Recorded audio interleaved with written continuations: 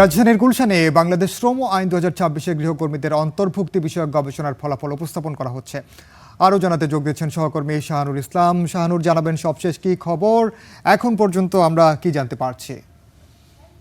ভিডিওটা করেছে এবং আমাদের মাঝে উঠে এসেছে। অক্সফামের যে গবেষণা রিপোর্টটা প্রকাশ হয়েছে সেটি ইতিমধ্যে আমাদের হাতে এসেছে এবং তারা জানাচ্ছিলেন যে বাংলাদেশে যারা গৃহ শ্রমিক রয়েছে, বিশেষ করে এই যে গৃহকর্মী যারা সংযুক্ত রয়েছে, বিশেষ করে নারী এবং শিশু যারা রয়েছে বিভিন্নভাবে নির্যাতিত হয় এবং ইতিমধ্যে কিন্তু সেই গবেষণা রিপোর্টে আমাদের হাতে এসে পৌঁছেছে, যেখানে বলা হয়েছে গৃহ শ্রমিকদের জন্য ক্ষতিপূরণ বিধিমালা প্রণয়ন করতে হবে, না হলে বিভিন্নভাবে বাংলাদেশে যারা গৃহ শ্রমিক রয়েছে বিভিন্নভাবে নির্যাতিত হয় এবং তারা কিন্তু কোনো আইনি সহায়তাও পায় না। সুতরাং সব মিলিয়ে অক্সফাম যে গবেষণা রিপোর্ট প্রকাশ করেছে সেখানে গৃহ শ্রমিক যারা রয়েছে তাদের ক্ষতিপূরণের যে দাবি সেটি যেমন উঠে এসেছে, পাশাপাশি তাদের অধিকার যেটা রয়েছে সেটারও কথা তারা বলেছেন এবং তারা জানিয়েছেন যে বাংলাদেশের যে শ্রম আইন সংশোধন 2026-এর গৃহ শ্রমিকদের অন্তর্ভুক্তি এবং ভবিষ্যৎ করণীয় নিয়ে তারা একটি সুপারিশ প্রণয়ন করেছে, যেন শ্রম আইন থেকে এগুলা এই সুপারিশে অন্তর্ভুক্তি করা হয়। কথা বলছেন, আমরা সরাসরি তাদের সাথে যুক্ত হচ্ছি। ঢাকা থেকে একটু বাইরে তাদেরকে কিভাবে চিন্তা করা যায়, কারণ ওইখানে যারা আমাদের এই গৃহ শ্রমিকরা আছে তাদের কিন্তু আপনার আসলে বেতন বলেন, তারপর অন্যান্য সুযোগ সুবিধা কিন্তু একটু ডিফারেন্ট। এই বিষয়টা আমি একটু যে রুরালের বিষয়টা কিভাবে চিন্তা করা যায় এই পরবর্তীতে, সেটা একটু আমি বলার জন্য আর কি সুপারিশ করছি আর কি।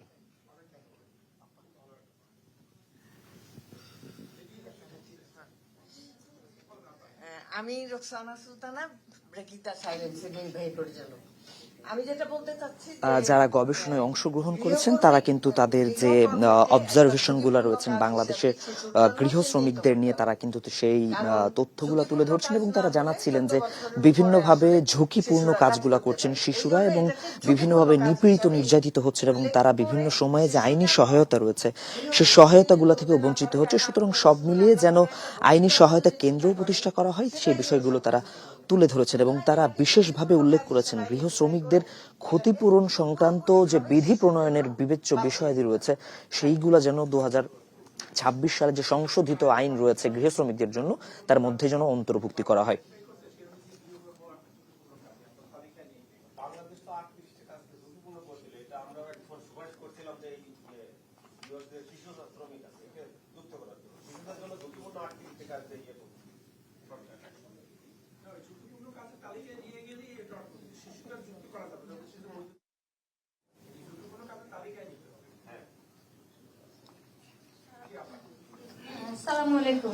এক্ষেত্রে সব মিলিয়ে আজকে হয়তো কিছুক্ষণের মধ্যে আমরা পুরো যে রিপোর্টটি রয়েছে সেই রিপোর্টটিও আমরা পেয়েছি এবং কিছুক্ষণের মধ্যে তারা ব্রিফ করবেন এবং জানাবেন যে বাংলাদেশের শ্রম আইন 2026 যে সংশোধনী হয়েছে কিভাবে ক্ষতিপূরণ দেওয়া হয় এবং কিভাবে গৃহকর্মী যারা রয়েছেন তারা কিভাবে আইনি সহযোগিতা পাবেন সে বিষয়ে মূলত তুলে ধরবে। ওমর।